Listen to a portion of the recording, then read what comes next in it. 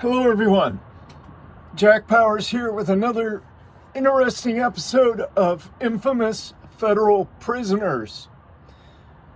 We're talking about Eric Rudolph's case.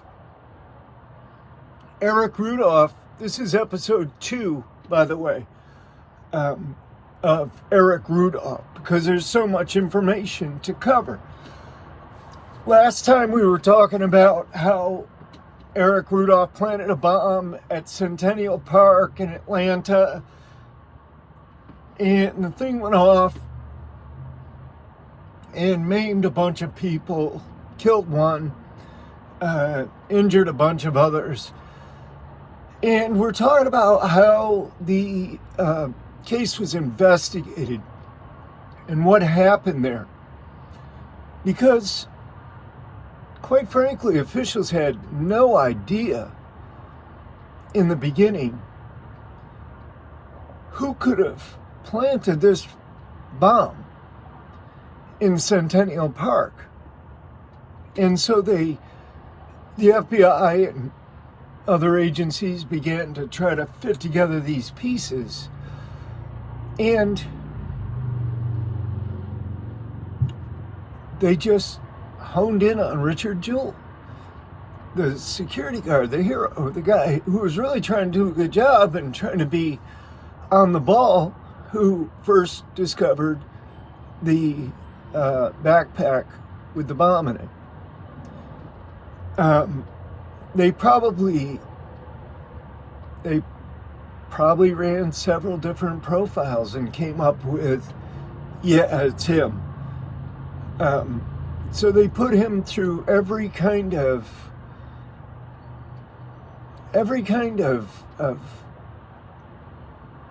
tribulation you could imagine. They had him staked out, they had him bugged, they had him followed, they had him coming in for questioning right and left. I think at one point they might have even taken him into custody or detained him. And if Richard Jewell had been a weak-minded person or somebody who just broke down, he probably would have confessed, gave a false confession just to have them off his back the way they came at him. And he would have been at the ADX today instead of Eric Rudolph. So, yeah, this is really kind of scary stuff when you consider the backstory. Now, I promised I was going to tell the backstory. And the backstory is simply this. The FBI agent that was the main case agent, he was allegedly having an affair with a newspaper reporter, and they were trading back and forth information about the case. You know, he was feeding her, she was feeding him. And literally or figuratively, I don't know, probably both. And they just decided to jam this guy, Jewell. And they went for it. I mean, they either knew, the case agent either knew or should have known that Richard Jewell was not the man they were looking for. Why? Because they had other bombings that had the exact same signature evidence involved. They had other bombings. The FBI keeps a database of all this stuff, trust me, down to the nth degree. They knew. You see, a lot of times it's a matter of convenience. It's a matter when people at the FBI or in law enforcement high places are getting a lot of pressure, political and otherwise, to solve a case quickly. They just want to solve it quickly. Sometimes they don't really care that much, if at all, about whether the person is actually innocent or not. If they have evidence that aligns with what that person what that crime is and what the person was doing at the time, then yeah, that person becomes a suspect and quite possibly a defendant. So, there are people who are in prison today, and I believe I've met a couple of them.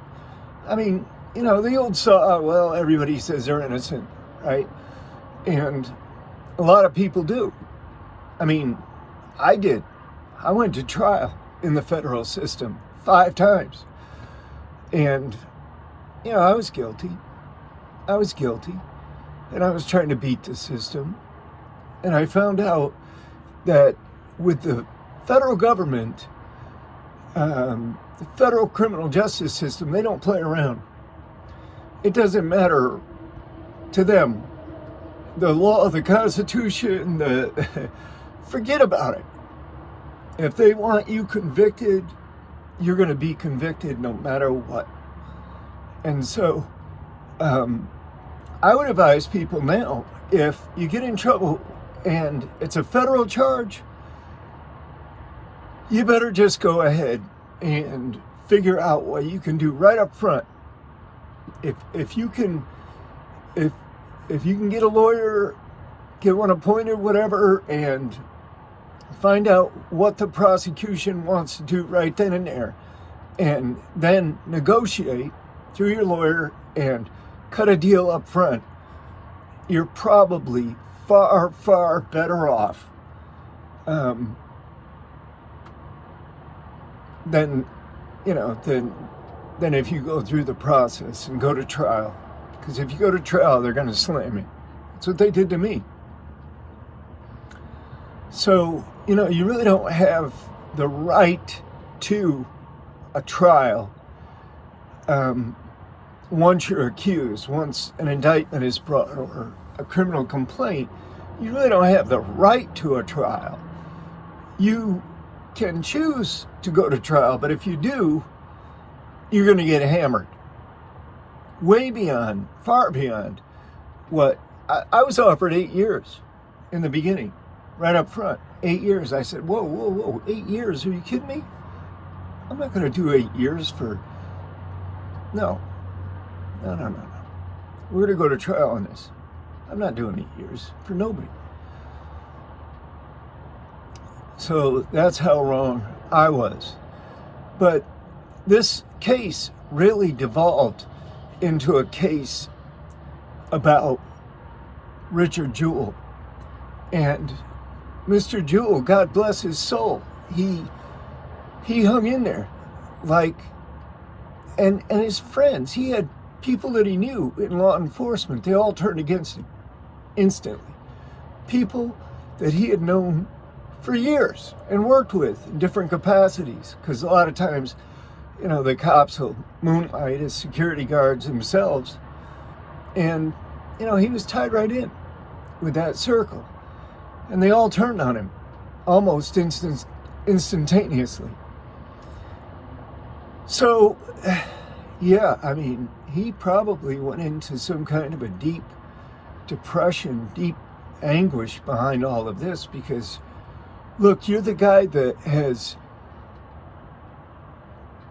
stepped up to bring this to people's attention like you're supposed to. You're the person who cleared all those people out of there. They estimated that he saved about 75 to 100 lives by doing what he did.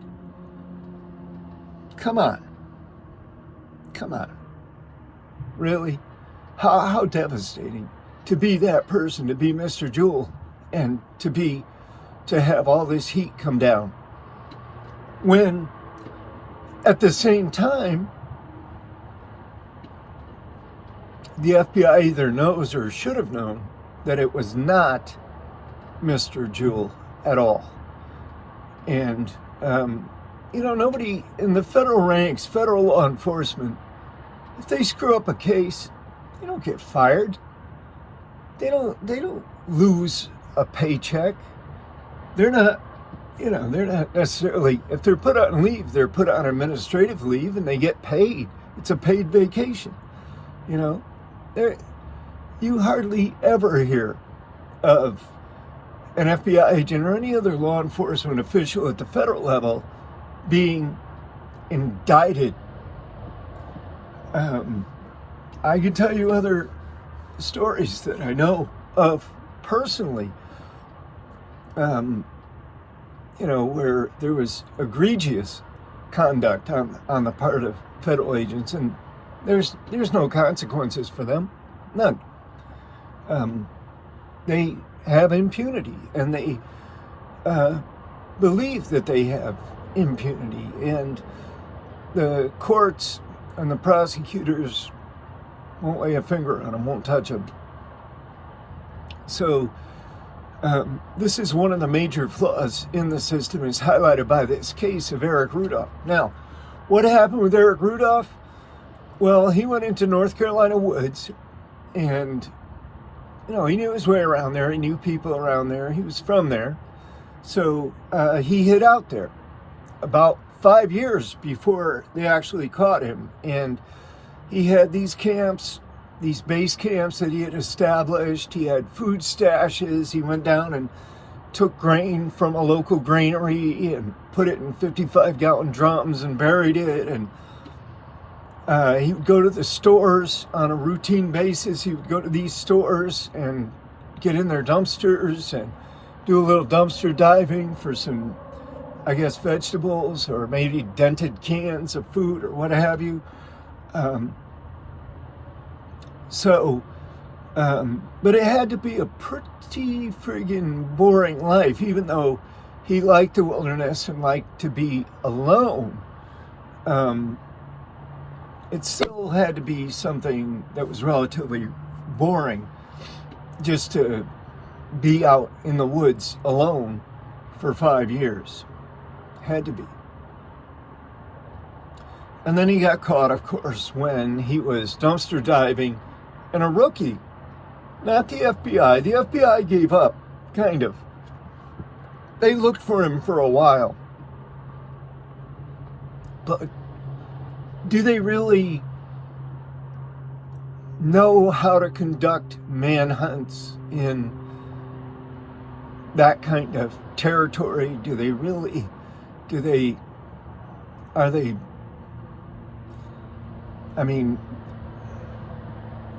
You might have some that are ex-recon or special forces or whatever, and they will, they'll camp out. They'll hang out. They'll wander around there themselves for months at a time. But I don't think he had any of that. And so he was able to stay out there for 5 years. He went dumpster diving, and a rookie cop, fresh on the job, was parked behind this closed grocery store and probably taking a nap. Probably went back there just to chill for a while, take a piss, have a smoke, relax, kick back, go to sleep for a while, who knows. And he saw this guy in the dumpster, and he approached him and ended up arresting him. Didn't know who he was. Ended up arresting him for trespassing or something, which I don't know. How do you arrest somebody for being in a dumpster? I don't know how this happens, because it's trash. It's left out as trash. And I don't know, maybe in North Carolina, I guess they have some more severe laws down there or something, but they took him in for trespassing or whatever, and then they ran his prints, and somebody recognized his picture on the wanted posters, and then he admitted that it was him.